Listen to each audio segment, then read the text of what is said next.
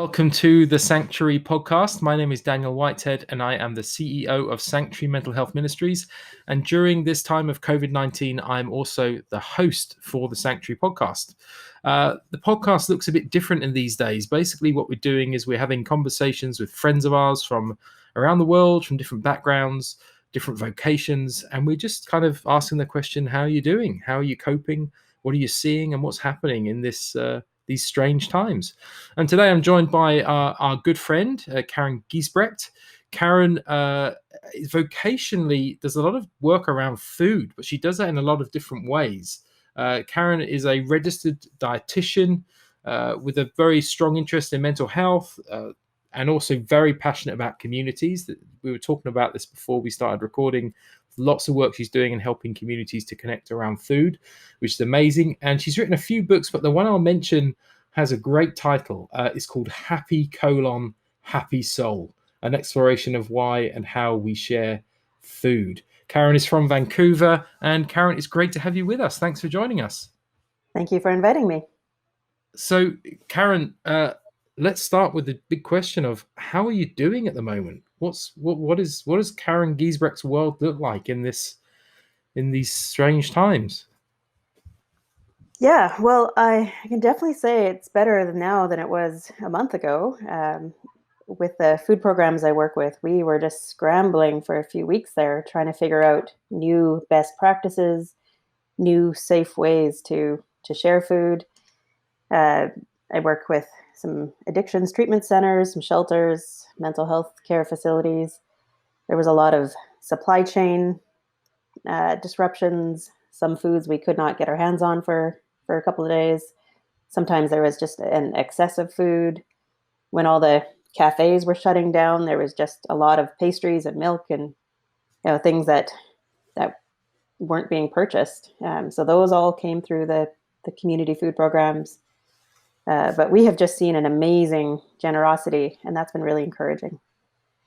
Wow. Yeah, it's always interesting. I wonder in these times whether you kind of see the best of people and the worst of people. So on one hand, you're getting given loads of things, and on another hand, people are panic buying, which means you can't get your hands on maybe the things you really need. So it's I can't imagine how tricky it must be.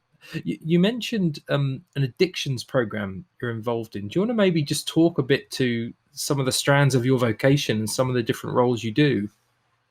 Sure. Yeah. So I've been with one of the Salvation Army addiction treatment programs for coming on 8 years. So I get to work with the clients who are in the program. Many will come in quite undernourished and then maybe eat a little bit too much in their first weeks of recovery. And so we talk about just some of the basics of hydration, making good food choices, not replacing the substance of choice with caffeine and sugar, as many are wont to do, and as any of us will do when we're exhausted and facing something tough. And then I get to work with the cooks and kitchen managers as they sort out how to provide food for people who are quite vulnerable. We talk a lot about food safety issues, as that's all the more important for people in recovery. And it's been really interesting just seeing some of the clients, some who are doing well, some who are struggling in this. I think COVID is just a great amplifier of both our good sides and our hard sides. Mm. And tell me, how are those programs? Because obviously, I'm guessing a lot of these programs would normally require face-to-face interactions. How's your work been affected during sort of lockdown? Yeah, so I've done some group work and some one-on-one work over Zoom, which is exhausting and hard. And on the other hand, in some ways, it's almost easier to open up over a screen and connect that way. It has felt more distant, but we're just sort of making do. As the programs have had to make some tough decisions around what aspects they continue, what aspects they stop, who they let in, How do we ensure that the space remains safe for those who are in the facility? One of the scariest days, there's a group that came in and they had full face masks and backpacks, and they were spraying the facility down with some kind of sanitizer chemical, and we couldn't be on the floor where our offices were for half an hour after they sprayed. But people are definitely doing a lot of work to ensure that these spaces stay safe. Wow. And I can imagine you alluded to it then. You talked about working with people with addictions and then pointing out how easy it is for someone to switch from one addiction into another one, particularly when caffeine and sugar are involved, which is probably the two biggest addictions in the world, I'm guessing. Probably even more so than drugs and alcohol, I'm guessing. I wonder, just talking around that whole thing, because addictions and mental health, they go in the same conversation, right? Based on the assumption that addictions are the way that we try to soothe our pain. I wonder, for your passion for food, and I know mental health is something that's important to you. Did one lead to the other, or how does that work? Yeah, good question.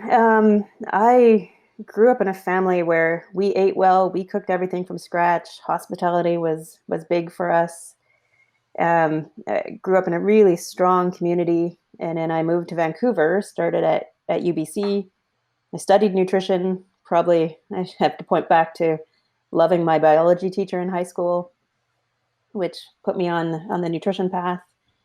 And then found myself sort of lonely and bit out of my depth here in the big city, and then somehow connected with a community meal program at a Baptist church downtown Vancouver, and volunteered there for a few years, and just really loved who I met there, made some good friends. What I was learning both at church on Sunday and in my nutrition classes made so much more sense. Um, at that Tuesday night dinner and shelter, and volunteering led to another volunteering gig, which led to a job, and here I am. Wow. And I wonder, because it's only as I'm sitting here listening to you talk about the different sort of the path of your vocation, that I'm thinking like the relationship between food and mental health is really interesting, isn't it? Because I mean, when we talk about mental health as being a part of wellness or well-being, being a sort of a major facet of that overall picture of a person that is well and flourishing in life. Obviously, nutrition is a really important part of that. Are we feeding our bodies? Which I'm guessing your book is, sort of dealing with this. Are we giving our bodies what we need in order to flourish? Are we hydrated? Are we able, and yet also food is one place we go to comfort ourselves, which isn't necessarily a bad thing. I would hate to just paint a picture of, and therefore we shouldn't be doing that. I think actually it's one way we can survive when wellness is hard to find, or when trauma hits home, which we're all in the midst of. I wonder, there are some themes there you could explore for us, just about your experience and what you've seen in your work around people's relationship with food. Yeah. So in the recovery community, there's a lot of wisdom and emotional intelligence there. But one of the phrases they use is just for today. We just got to get through today.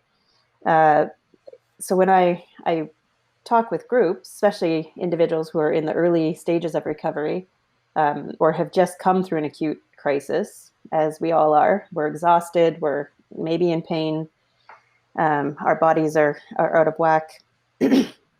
We talk about just some of the acute connections between how you feel, how you're coping right now, how your body feels, how your head feels, how your gut feels, and what you've eaten in the last 24 hours. So that makes a difference. If you've had nothing but coffee and pastries, you're going to feel one way. If you didn't sleep well last night because you didn't eat enough yesterday, or you ate too much yesterday, that's going to impact how you're coping. And your mood, your emotions right now are significantly impacted by what you ate yesterday and even the day before. So we explore some of those things. And then as I get to walk alongside clients through that recovery journey, also get to talk to them sort of in later stages of the recovery, people who are ready to move on, to cook for themselves, to live on their own again. And that's where we start talking about some of the larger ethical issues around food. One of the understandings of recovery is that there has got to be a sort of spiritual growth, and addictions are often a spiritual sickness. And so the solution, at least part of it, is going to be spiritual. And one of the ways we understand spirituality is that we're all connected to each other. And food is such a prime example of that. How many things have we eaten today that were grown and processed and transported by dozens of people? And so we really rely on a large network of people. And the more we learn about that, we need to first be grateful, and second, make sure that the choices we are able to make support that food system and those all along the way. Yeah, and I guess now with certain shortages, I remember, a few weeks back when, I mean, it's not food, but toilet paper. No one could get toilet paper, and eggs. Like eggs just disappeared off the shelves for a few weeks. It was, I can understand like tinned foods, but I'm going, eggs don't even last that long. But I mean, great, eggs are good, but nevertheless, it's suddenly, supply chains, frontline workers being delivery truck drivers. Suddenly there's a whole other way that comes to the fore of viewing this, where you go, oh yeah, there is a whole infrastructure. Here I was living in my little bubble, just assuming that this stuff magically appears and I just feeds me and what I want to do because I'm so important. And suddenly we realize how finely poised and how delicately poised this whole system is, and a virus occurs and suddenly all these things have been brought into question. It's quite staggering. Yeah. At one of the facilities, the mental health facility, one week we couldn't get any bread. There just wasn't any in available, and our delivery driver didn't deliver any. And so I called the driver, and then I called his manager, and I said, I understand if you're short of bread, we'll figure out something, but you can't just not come and not tell us. We have to know so we can prepare for this. And a lot of our clients really rely on their routines, including their bedtime sandwiches. And if we can't make those, there's sort of some real ripple effects. It's important for some of the mental health medications to be eating regularly, and so the manager that I was speaking to said she understood sort of what predicament we were in, and she apologized that they hadn't communicated. And then she called me back half an hour later and said she found 30 loaves of white Wonder Bread, and if I wanted, she would drive it across town to our facility. And I said, yeah, that would really help us take down the stress of our cooks quite a bit. And so she did that. And then I thought, man, if you had told me a month ago, I would feel proud for scoring 30 loaves of white bread, I would not have believed you. That's not quality food. And yet at that moment, that's what we needed. Wow. And yet for you, I'm guessing you're a proponent of the slow food movement. I'm guessing you would be like, I'm guessing, right? Homemade. Yes.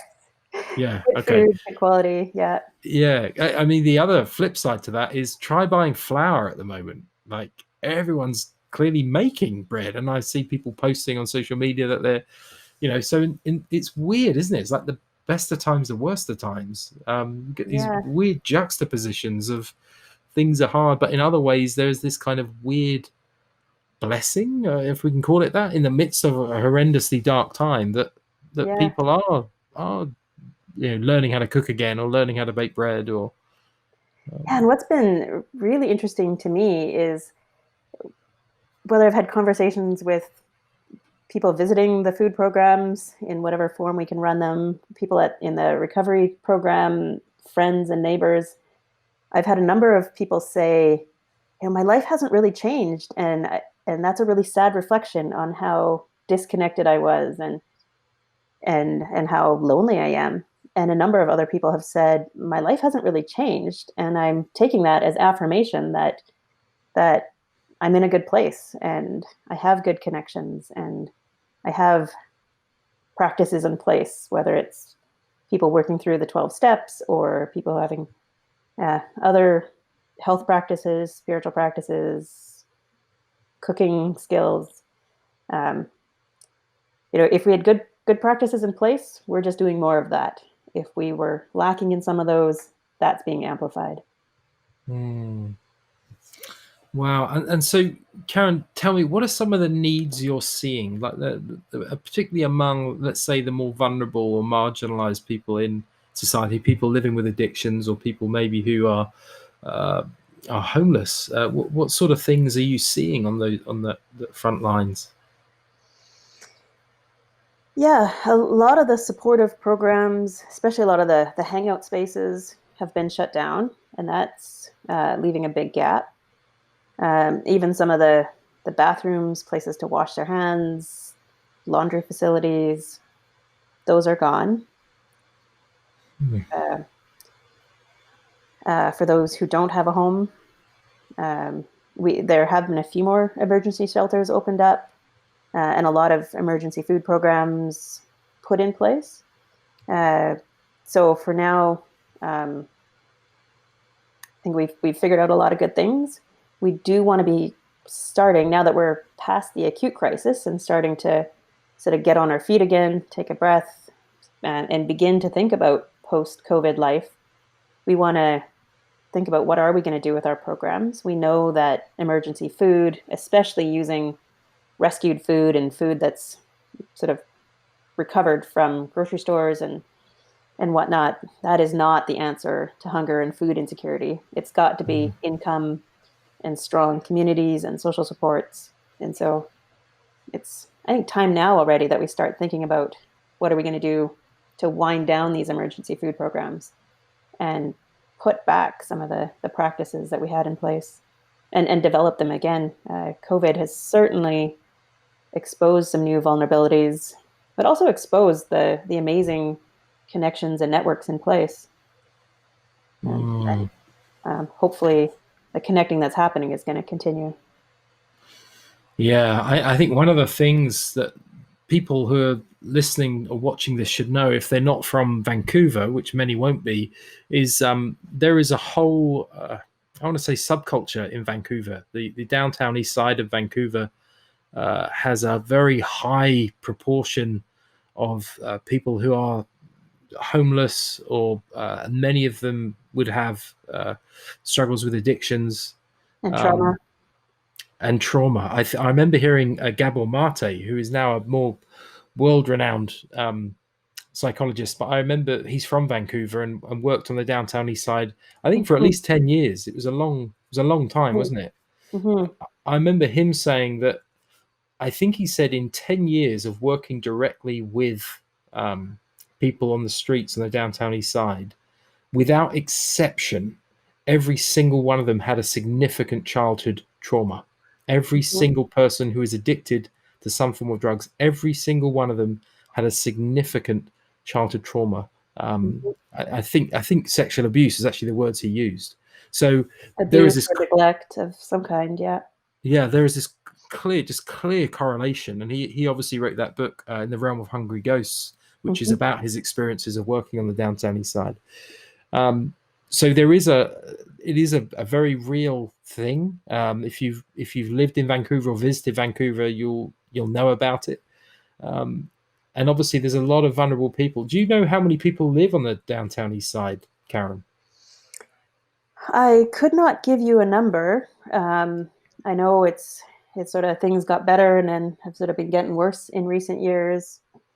Um, but it is in the last couple of years we've started to use the term trauma informed care a little regularly, which for someone like me, I'm not a trauma specialist, and I am not equipped or in a space to address some of the traumas. But there's a lot of things that we can do in our food programs to make a space more caring.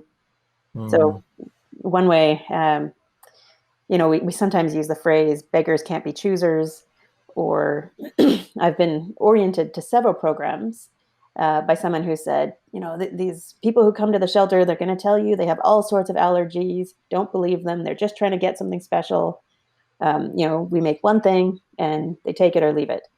But as I've got to know clients and heard stories, realize a lot of people have certain foods or smells or sounds, but foods especially will trigger a traumatic memory, and so it's not an allergy, it's not somebody being difficult, it's not just a dislike, but these foods are strongly associated with a hard memory, and if we understand that and have compassion for that, we can always find something else. We can make space for that.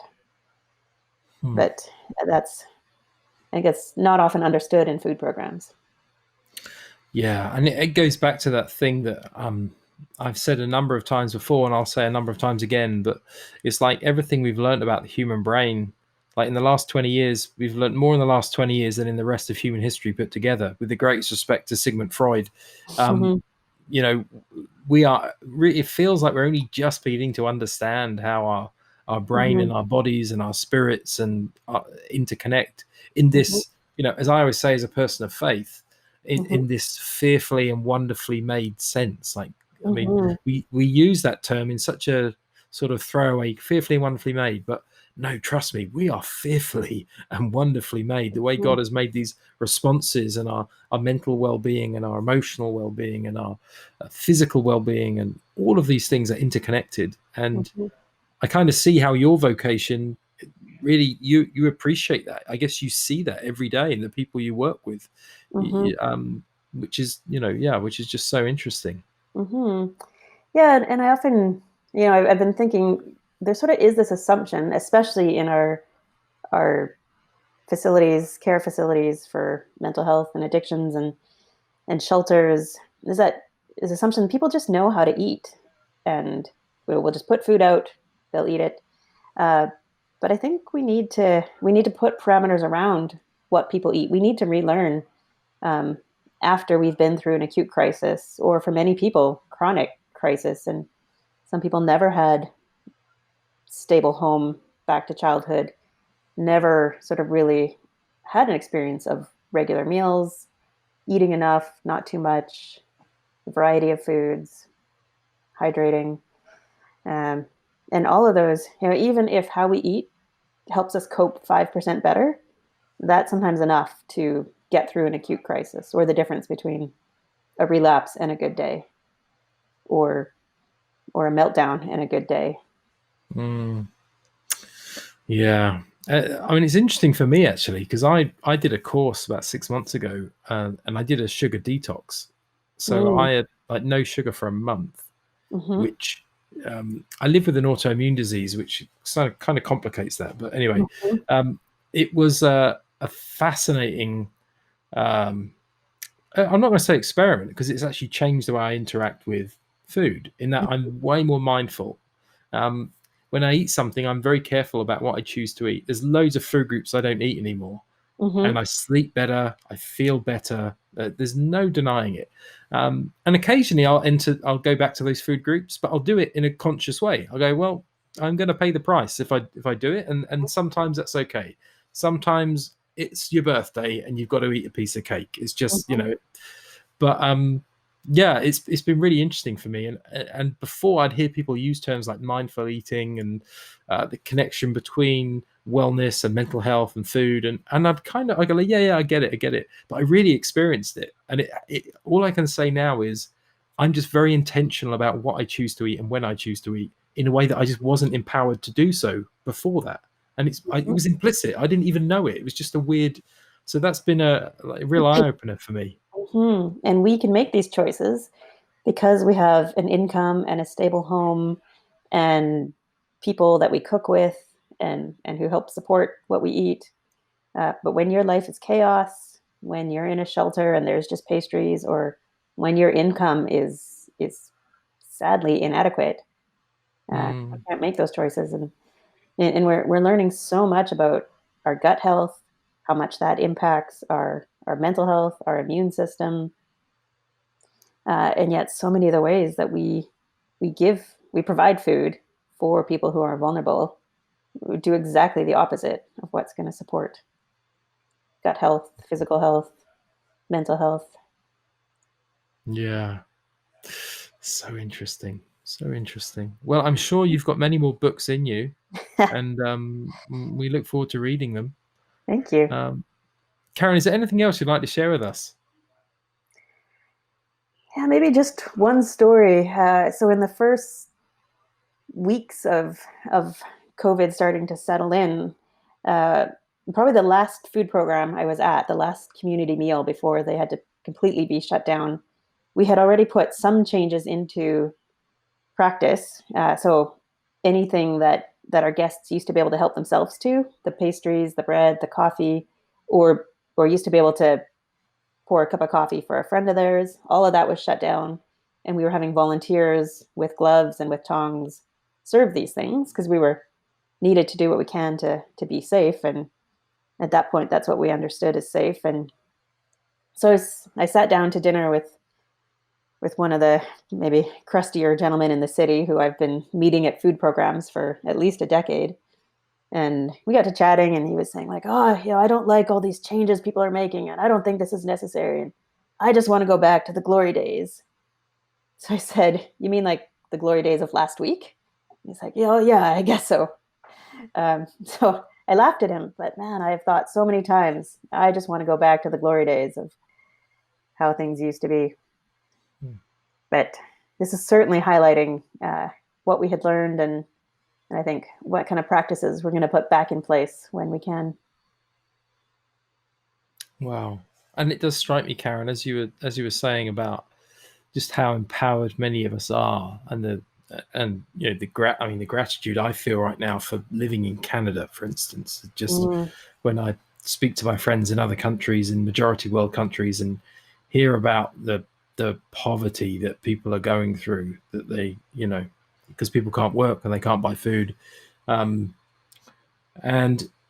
gratitude I feel, and just realizing how empowered I am to make choices, and being struck by the fact that you're actually effectively making those choices for a lot of people, and the responsibility of that. Just hearing you speak, the wisdom and the experience you have, and the effort and energy you've poured into learning your craft, just really, really admire what you're doing, and really grateful that you're doing what you're doing. And I know that the city of Vancouver is really lucky to have you. So thanks for all your work. Thank you. Yeah, it's amazing actually who I get to work with and what I'm seeing and all this, and really seeing, I think the antidote to this powerless we're feeling is to do something tangible for others, and food is such a great tool to do that, whether it's our neighbors or people who are vulnerable in our community. So, Karen, maybe there are some ways, if anyone's listening, is there any advice you'd give to someone who wants to help, who wants to help food wise? What would you say to someone? They could live anywhere. I want to help people who don't have enough food. What is a good way to help? Yeah, so the best thing I would say at the moment is to donate to the programs that are doing this. Our costs have gone up in that we've had to switch to all disposable dishes, be purchasing more emergency supplies. We can't actually have a lot of volunteers come on site. We can't be bringing people together. So financial donations are probably the most helpful at the moment. But as we have neighbors and family members and people in our communities who are struggling to drop off groceries, to check in, make a phone call, all that stuff matters. It's for those who have lost their supportive programs, they've lost the social support that comes along with that. And so to reach out, especially to those in your neighborhood, is going to make a big difference. Very good. Well, if you're listening to this and you found it helpful, please share it with others. If you're looking for resources on faith and mental health, go to sanctuarymentalhealth.org. We have our new grief, faith, and COVID-19 resource. We also have our Sanctuary course, an 8-part course on faith and mental health. We have our blog, our podcast, which you're listening to. Go to sanctuarymentalhealth.org to find out more. And also check out Karen's book. Karen, remind us of the title again. It's called Happy Colon, Happy Soul. an exploration of why and how we share food. Great. Happy colon, happy soul. That's what we want. We all want happy colons and we all want happy souls. Thank you, Karen. Bless you. And I'll see you soon. Thank you. Sanctuary Mental Health Ministries exists to equip the church to be a sanctuary for all people at all stages of their mental wellness journeys. May this podcast encourage you to create safe space for your own story and the stories of others, as well as create change in communities that stigmatize those suffering with mental health challenges. The Sanctuary course is a small group resource designed to help initiate and guide conversations about mental health and faith. It is a starting point, creating a base of shared knowledge from which churches can explore the next steps. Perhaps most importantly, through the simple act of talking openly about mental health, the course helps churches begin to create safe spaces for people to share their mental health stories and receive support in community. Each theme in the course is explored from a psychological, social, and theological perspective, and each session is accompanied by a compelling film focused on an individual's story, a person of faith who has journeyed through mental health challenges. Interested in exploring the Sanctuary course for use in your community? Learn more at sanctuarycourse.com. This podcast is released under a Creative Commons Attribution, Non-Commercial, No Derivatives 4.0 license. Don't change it or sell it, but please share it all you like.